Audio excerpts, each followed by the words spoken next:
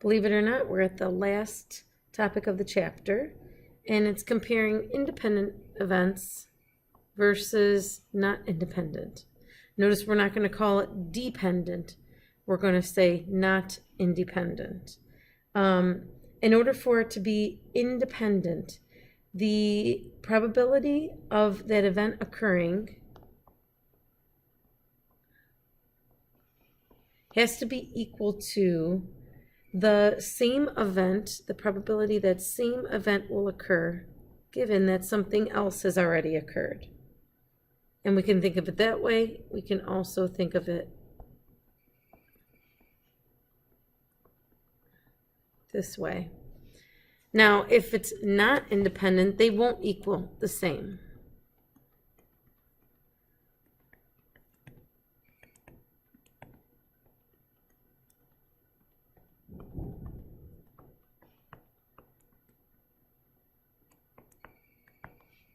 Okay, so I set up two examples, one down this row to the left and one to the right. Select one card from a standard deck and define the events. I'm going to call red for a card that's red, 7 for a card that's a 7. So if it's independent, the probability of getting a 7 would be equal to the probability of giving a 7, given that we're picking from the red cards, right? So the only way to really figure out if they're independent is to see what each one equals separately.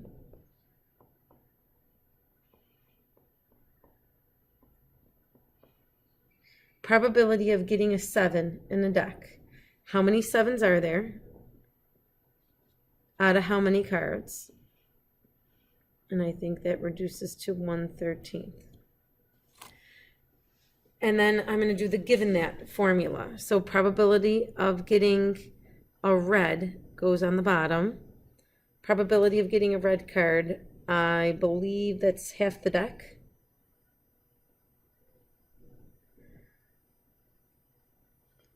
And then on the top is probability of getting a 7 and a red. 7 and a red. There's only 2 of those. 7 of hearts and 7 of diamonds. And I know how to reduce easily and get 2/26 or 1/13. And since they both equal 1/13, they're considered independent.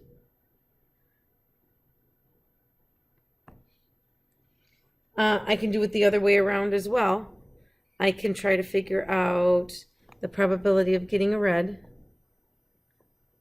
and see if it's equal to the probability of getting a red, given that the card's a 7, and see if they're independent that way. And probability of getting a red is, let's see, they're half, right? Half the deck is red, or 26 out of 52. Probability of getting a red, given that you're picking from the 7s. Probability of getting a 7 goes underneath. How many 7s are there in the deck? 4 out of 52. And red 7s go up top. We said there was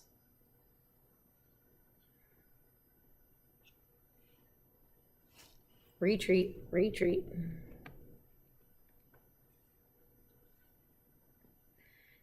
What's the probability of getting a 7 from the deck? There are 4 out of 52 7s. And what's the probability of getting a red and a 7?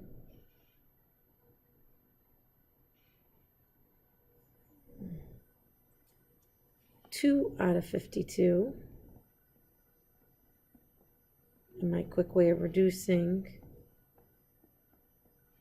getting a half for both answers. So these are independent. Now, don't confuse this with a Venn diagram and thinking independent means that they have to be separate. Red and a 7. There are red 7s in the middle there. This doesn't mean that they're separate from each other in a Venn diagram. It means that they're independent, so it means something different. Independent of each other means that that event will occur regardless of this other event occurring already. It doesn't change the probability of it. So let's look up at something that is not independent and see. So I picked the club, the card is red and the card is a club. So if they were to be independent, they would need to be equal to each other. So let's figure out what the probability of getting a red card is and a red, given that the card is a club. Probability of getting a red is half the deck, or 26 out of 52. Probability of getting a red, given that you've got a club, or you're picking from the clubs. We've got the clubs in the deck. There are a fourth of the deck is clubs. And red clubs, there are none of. So this works out to 0. These aren't equal, so they're not independent. If you think of a Venn diagram, we'd have red here and clubs here. They don't have a whole lot in common. Nothing, actually. But that doesn't mean that they're independent of each other. The key word for that is that they are mutually exclusive. And mutually exclusive is where they don't have anything in common at all. It doesn't necessarily mean that they are independent of each other, though.